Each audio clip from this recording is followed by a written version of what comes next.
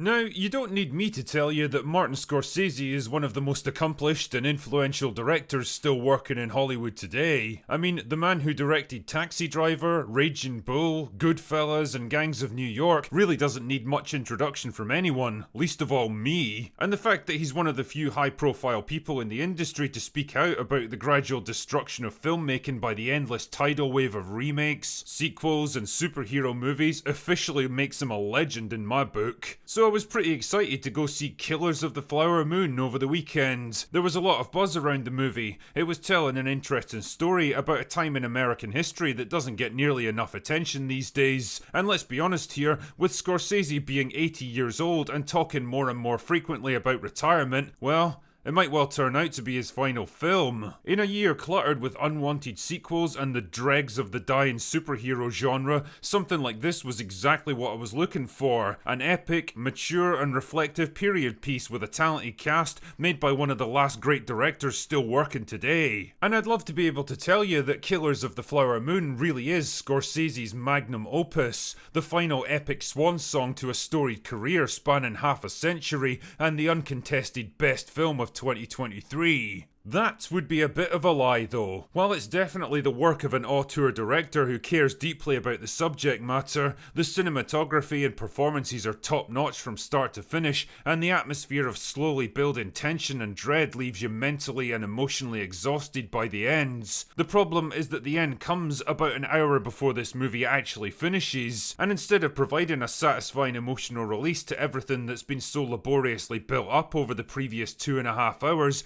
it just kind of meanders on with no clear sense of where it's going or why. The end result is an uncomfortably bloated and slightly self-indulgent film that feels like it was made more for pretentious movie critics and award seasons rather than normal people who just want an interesting story to chew on. And yes, I'm very aware that criticising a director like Scorsese is going to piss off a lot of people, so allow me to explain my reasoning here. Killers of the Flower Moon centres around the Osage tribe of Native Americans at the turn of the 20th century who are on the verge of financial and cultural collapse when they happen to discover oil on their reservation, the gold of the 20th century. Within a few short years, the tribe becomes fantastically wealthy, living in fancy houses, dressing in the latest fashions and driving expensive new cars, while white Americans flock to the area to work for them. One of which happens to be Ernest Buckhart, fresh out of the army after fighting in World War I, who's come to live with his uncle William Hale. Hale poses as a friend to the Osage tribe and a bridge between the two cultures, but as we soon find out, it's nothing but a ruse to gain their trust so that he can steal the rights to their lands. To do this, he enlists Ernest's help to seduce and marry Molly, a daughter of one of the most prominent Osage families. The fewer relatives between her and the inheritance, the closer Hale gets to owning everything, and he's perfectly willing to give them a helping hand if they don't die off quickly enough for him. What follows is about 2 hours of conspiracy, murder, lies, illegal deals, betrayals, investigations, and growing suspicion as Hale and Ernest take out one member of the family after another before finally turning their sights on Molly herself. But as the body count rises and federal investigators start sniffing around,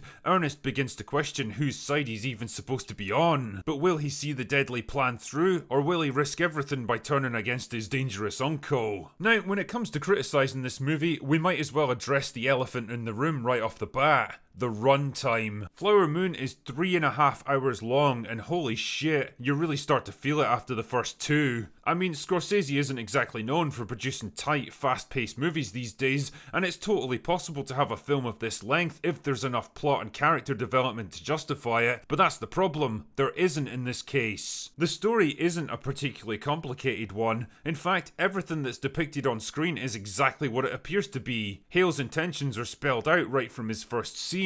Ernest's willingness to follow his instructions is never really in doubt, and their plan is entirely transparent from start to finish. The result is a film that feels more like a documentary than a dramatic narrative, and that's a real shame because there's so much potential here. Movies about the exploitation of Native Americans and the destruction of their culture are nothing new, and stories about unscrupulous conmen working their way into the affections of wealthy families are equally well-trodden ground, but it's not very often that you see both of those elements combined into one film. The post-World War I America of Flower Moon feels fresh and different, the Wild West is a distant memory, and the country is rapidly changing from the land of cowboys and frontiers into an industrial powerhouse, all of it driven by oil. The dramatic potential here is huge, but it fizzles frustratingly rather than explodes. What's it like for white men to work as servants and manual labourers for people that they see as inferior? How do the older generations of Osage feel about their children adopting American fashions and language? What are the implications of exploiting and ravaging their own land for oil money? I don't really know, because the movie never explores questions like that. Instead, the narrative is devoted to slavishly documenting the plot between Ernest and his uncle. And I don't know, man, it just feels like kind of a missed opportunity. Like there's so much more they could have tackled in less time. Performances are solid at least, even if the casting is about as surprising as a Tim Burton movie. Oh my goodness, another Martin Scorsese film starring Leonardo DiCaprio and Robert De Niro. What's ever next? Both men have been doing this shit for so long that they could practically act in their sleep, so there's not much I can say about them, apart from the fact that Robert De Niro is about 40 years older than the character he's supposed to be playing. The Native American actors, on the other hand, are arguably much more interesting, especially Lily Gladstone as Molly, who delivers a brilliantly restrained performance, struggling with declining health as her family gets torn apart around her. You absolutely feel for the character, and to be honest, I'd much rather she'd been the protagonist instead of Ernest. By putting a well-known actor like DiCaprio in the main role, it almost subconsciously expects you to see him as the hero, when in reality, he's unquestionably the villain of the piece. That, however, is not the point of this film. The real focus is less about the main characters and their struggles, and more about the public attitude towards them. The Osage murders weren't well publicised at the time, the government was slow to do anything about it, and the general public was mostly kept ignorant that it was even happening. And that's really what the film is getting at. It's hard not to feel anger and frustration as good people get fucked over by murderous conmen, ignored by a government that's supposed to help them, and had their story conveniently swept under the rug when it was finally over. Sharing that story and helping people today to understand just how badly the Osage were let down is definitely a worthy goal, but I don't think raising awareness of an issue and telling a dramatically satisfying story are mutually exclusive ideas. And most importantly, I don't think you really need 3.5 hours to do it. Now, it's always a treat for me to watch a movie made with genuine artistic flair and dedication instead of some cheap, hollow corporate product, because let's be honest here, even Scorsese at his worst is better than most directors today at their bests. But ultimately, Flower Moon turned out to be a slightly disappointing and frustrating experience, because I know that with a slightly more focused script and tighter editing, it could have been something truly great. As it stands, it'll probably be remembered as a well-intentioned but flawed creation, held back from its full potential by a director who just doesn't know when to end his own story. Speaking of which, I think it's about time for me to piss off, so that's all I've got for today.